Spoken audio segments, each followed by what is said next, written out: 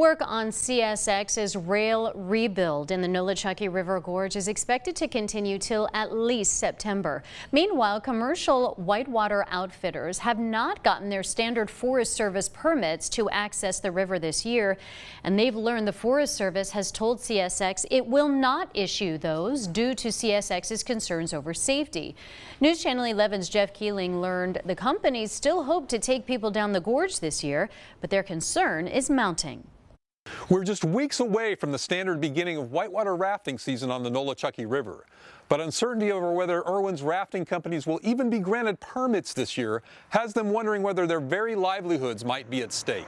We've thought, do we just need to go get other jobs and give up on this already so that we can take care of Miss Georgia here, or do we keep this dream alive? But there's definitely been some pretty emotional times. Slayton and Lily Johnson bought Wahoo's Nolichucky outpost less than a year ago, planning to make a career of it. We get to do what we love every day, and we get to pay our bills. And I get to hand out 12 W-2s at the end of the year because we employ 12 people. Hurricane Helene itself wasn't going to put a damper on that. If anything, it actually got a little better. There was obviously some cleanup work that was going to need to be done and seeing what happened with the railroad, but we were all pretty excited about what was to come. But CSX is rebuilding a destroyed rail line through the Nolichucky Gorge and asked the Forest Service to close the river and reported this to a North Carolina state agency several weeks ago. The U.S. Forest Service has made the decision not to issue commercial licenses to guide/rafting companies working until the area is deemed safe. We reached out to the Forest Service and hoping to just open that line of communication and just radio silence. Johnson hasn't opened bookings for a season that normally starts in April. It would be nice to know now.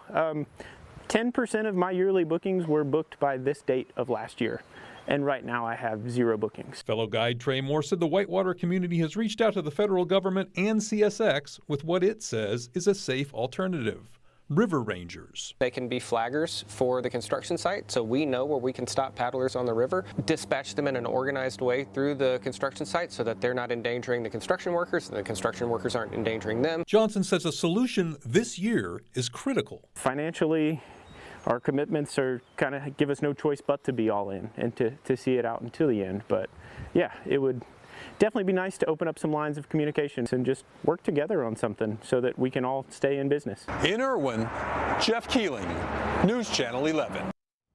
We reached out to CSX and the Forest Service. CSX said they recognize the river's significance to the community, but the put-in ramp and takeout, quote, are currently unsafe for public access, including recreational river users, end quote. They add, quote, permitting decisions are managed by the appropriate regulatory agencies, not CSX, end quote.